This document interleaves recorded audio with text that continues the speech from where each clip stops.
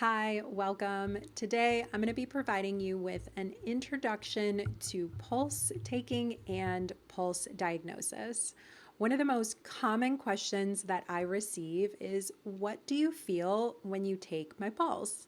I'm going to be answering that question as well as what we check for, a number of characteristics that are within the pulse, as well as the pulse rate, which many of you are probably familiar with from a Western medicine perspective.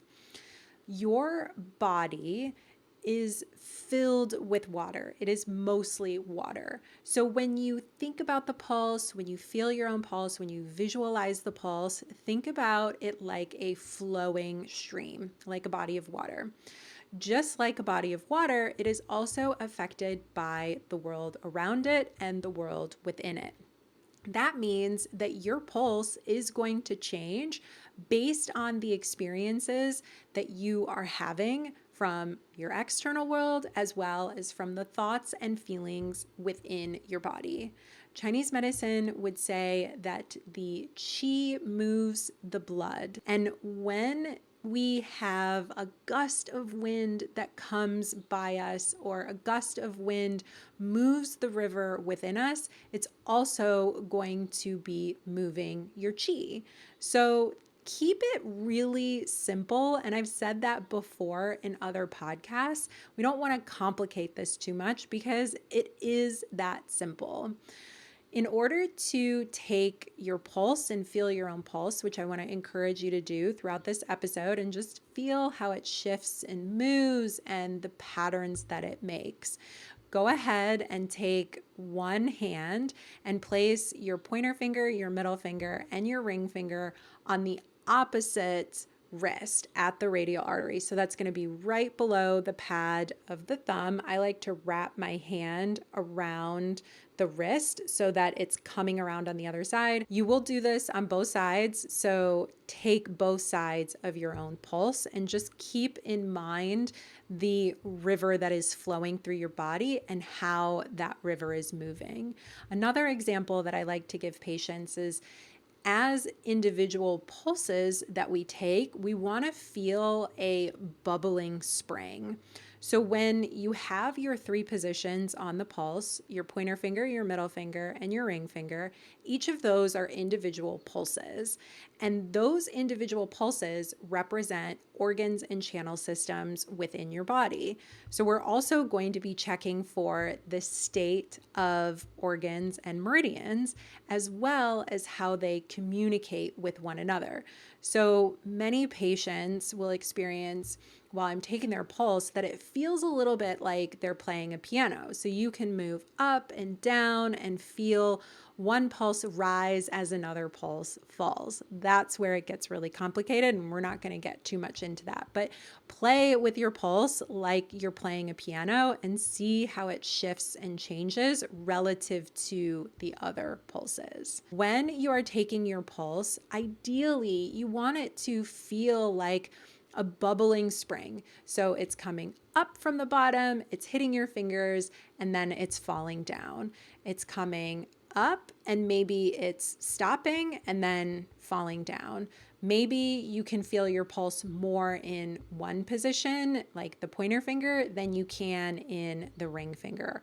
All of this information provides us with diagnostic tools and resources on the state of the body.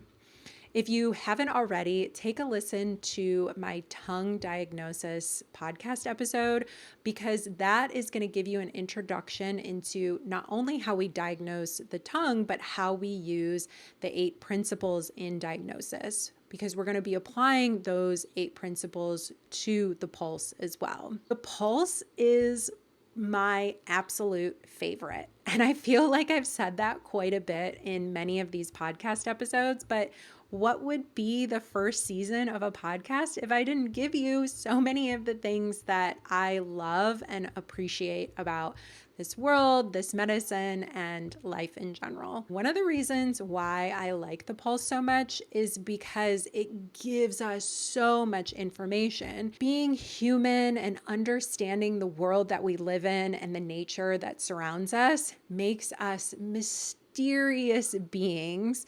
And having the pulse be such an obscure and soft and kind of dark place is really what piques my curiosity, because there's so much to learn about how someone is moving and responding and reacting to their external world and their internal world. And that's what I love about the pulse, is that it tells the story that maybe someone isn't sharing, or maybe they are sharing.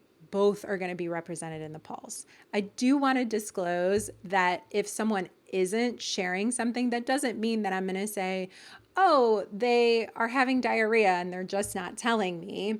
I might ask them something like, how is your digestive system? So it's going to give us an opportunity to start to ask questions and invite a conversation that's simply going to help me as a practitioner treat the patient better. Something that's also common with a weak or less than pulse is going to be someone who worries a lot. So that ring finger on the right hand represents your spleen and stomach and your earth element. And worry is the emotion that's associated with that element and with those organs. So if you're someone who worries a lot, you're going to find that maybe as you feel that pulse, it's just simply not as strong. If you've been having loose stools, you'll see and feel that that pulse just isn't as strong. I do want to mention that I'm using some different terminology here. So I am talking about feeling the pulse.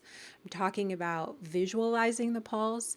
I'm also talking about listening to the pulse. And this is another reason why I really love pulse taking, because we can associate so many different senses to pulse taking. Not only how it feels as it hits our finger and how it moves beneath our finger, but we can also visualize it like that body of water, like that river that is outside of us, but the pulse is the river within us. So it's very easy to visualize the pulse as that moving river. We can also listen to the pulse, and listening to the pulse is very similar to a river that has just had a really strong rain come and it's just rushing and gushing through the banks. We can also listen and hear a pulse that might be really quiet and dried out after not having much rain. So whichever sense you want to start with or resonate the most, I want to invite you to listen closely to your pulse.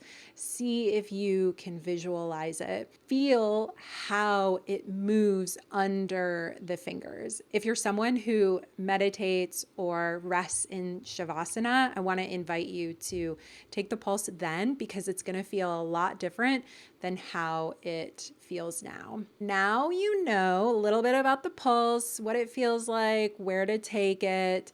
Let me take you through what it means to specifically look at the pulse from a Chinese medicine perspective beyond the nature and landscape of our internal body. In classical Chinese medicine, we would say that qi moves the blood. It's going to be pushing it forward. So as you take your pulse, that is the energy and the qi within you that's moving it. We also know, similar to tongue diagnosis, that in pulse diagnosis, we're checking for the organs and the channel systems or the meridians. And then we're going to be checking for how well they communicate and work together. So as you have your fingers on the pulse, check not only for how they're feeling individually, but move them around a little bit and see how they feel together as a collective.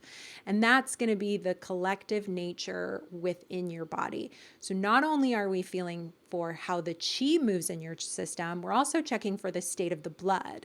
And blood is what really creates that fullness and that vibrancy within the body. Yin also does that too, but yin can be very heavy and weighed down.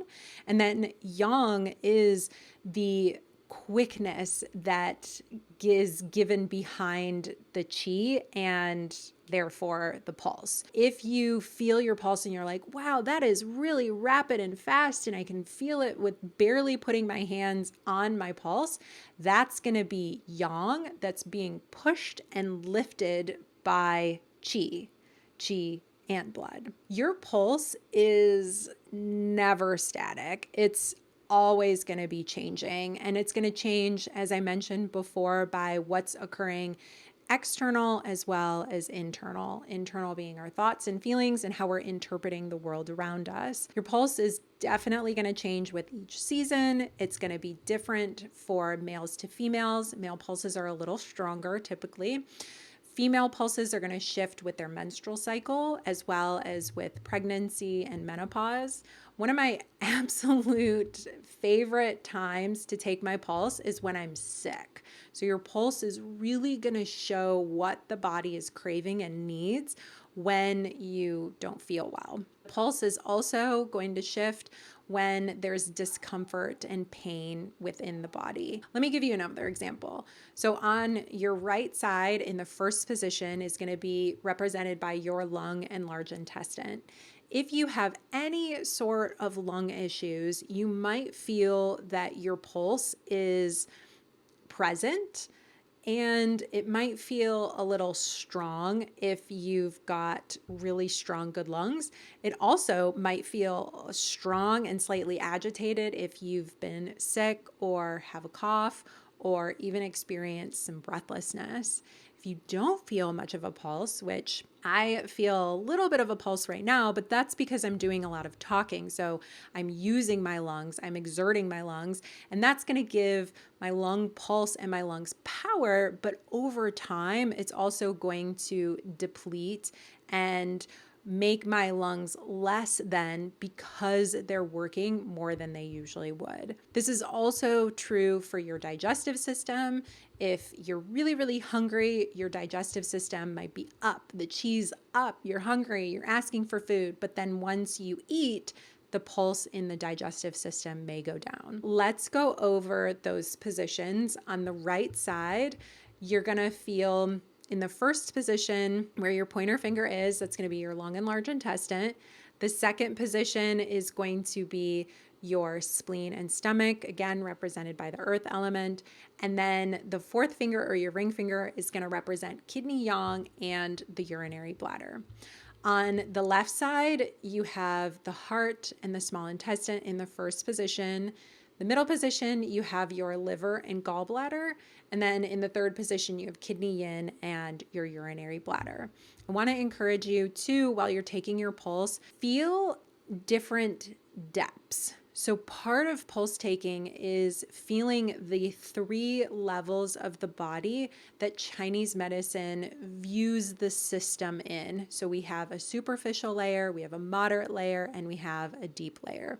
As you can imagine, the lungs appear more on the superficial layer, whereas you go deeper into the body, the kidney and the urinary bladder are going to be on the deeper end.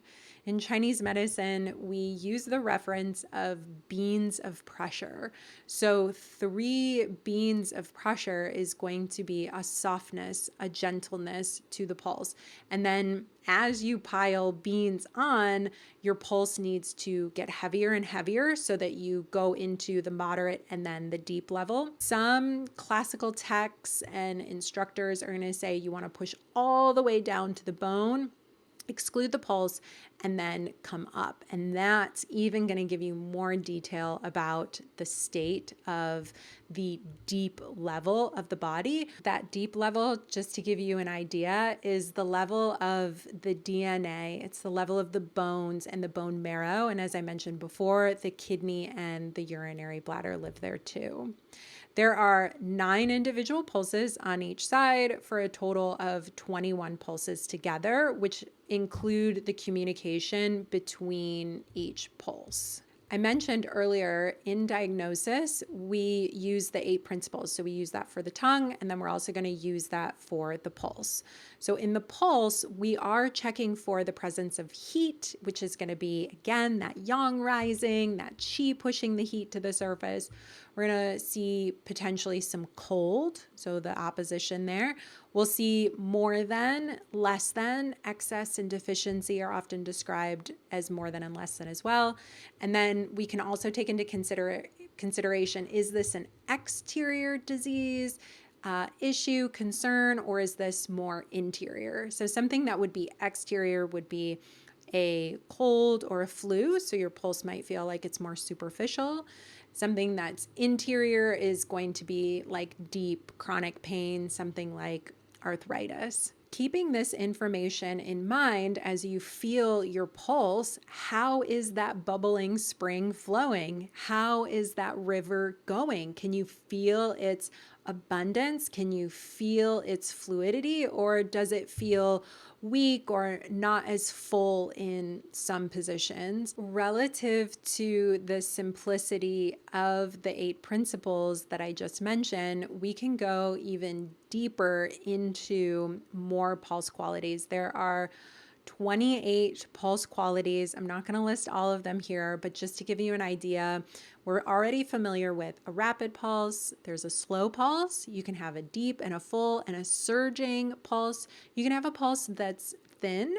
You can have a pulse that's choppy. A choppy pulse is very common in women before they start menstruating. Also common in someone who feels very weak and depleted. You can also have a weak pulse. You can have a pulse that just comes very intermittently. So if you're playing the beat of a drum and that drum stops and then comes back again, that's going to be an intermittent pulse. Remember, we are checking the flow of the pulse as it moves through the vessel. So this is directly correlated to the cardiovascular system and the health of the cardiovascular system and the heart. We can also feel a pulse that is like strings of a pearl underneath the finger. So very soft and almost slippery like, and we would describe that as slippery. That's a pulse that can be indicated for many things, but we often see it in pregnancies when a woman is first pregnant. She may or may not know it. We also see it in pulse that someone is having some digestive issues. So these pulse qualities are going to, again, give us information on your inner landscape relative to the organs and the channel systems that I went through for each position. Pulse taking and pulse diagnosis is a complete study of its own. I want to encourage you to continue to check in with your pulse throughout the day, throughout your life. I know you're probably thinking, well, like, Mallory, I don't really know what I'm feeling or what I'm feeling for. Keep in mind how you can feel each organ and channel system, and maybe just check in with yourself. If you feel weak and depleted and your pulses feel weak and depleted, take a nap, eat some food, get some good rest, put yourself around people who really care and love you. If you're under a lot of stress and tension, maybe you just did like a crazy workout and your pulse is just surging, take a break, throw some water in your system, slow down a little bit. That is your introduction to pulse taking and pulse diagnosis. Thank you for listening to Through the Funnel. I hope you found something useful. If you have and you like what you've heard, share around and leave a review on Apple. To get in touch, learn more about me and my classes, visit my website at sourcemedicinalarts.com. Till next time.